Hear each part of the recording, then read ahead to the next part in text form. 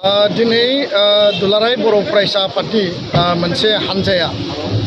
भारतनि जि बिसायख'थि आयोग इलेक्शन कमिशन अफ इन्डिया बेखौ जोङो लोगो हमदों आरो आसामाव पार्लियामेन्ट आरो एसेम्ब्लिनि थाखाय समस्ति दाफामनाय डिलिमिटेशननि हाबाफारिया दा सोलिगासिनो दङ आरो बिनि थाखायनो इलेक्शन कमिशन अफ इन्डियानि मानगोनां chief election commissioner Rajiv Kumar बिथाङा फैदों आरो बिथांनि गासै टीमा फैदों आरो जोङो जेला इलेक्शन कमिशनखौ लोगो हमदों मानगोनां CEC chief election commissioner Rajiv Kumar बिथाङा जोंनि मेम'रेन्डामखौ आजावदों आरो बिथाङा जोबोद गोसो होनानै खोनासंदों दुलाराय बर' फरायसा आफादनिफ्राय जोङो मोनथाम दाबिखौ स्पष्टयै जोङो मेनसन खालामनानै होदों। गिबि बाथ्राया जाहैबाय जोङो इलेक्शन कमिशनखौ डिलिमिटेशन जि प्रसेस बे प्रसेस खालामनायनि थाखाय जों बिथांमोनखौ बरायो नाथाय डिलिमिटेशन खालामनो थांनायाव समस्ति दाफामनो थांनायाव जाहाथे ट्राइबेलनि इन्टारेस्टआ बर'नि इन्टारेस्टआ खुनु कारनाव जाहाथे खर्ब जाया बे बाथ्राखौनो जों बुंदों। बेखायनो 1 नम्बर बाथ्रायाव जोङो लिरदों जे क'क्राझार जि लकसभा समस्ति दङ बेखौ जेरै दङ स्टेटास को बेखौ रिजार्भ खालामनांगौ जेरै डिफुआ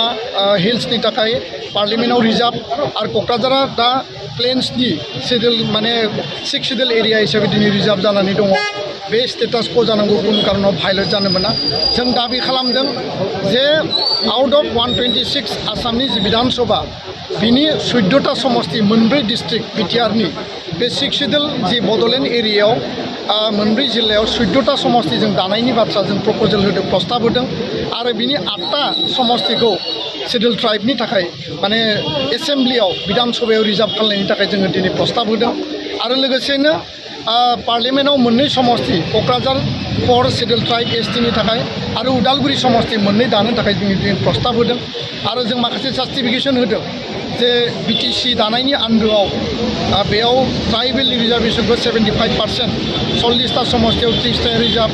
आरो बाकिया आनरिजार्भ आरो अपेन बेयाव मेनसन दंखायो। बेबायदिनो जोङो गुबुन मोनसे बाथ्राखौ बुंदों जे 534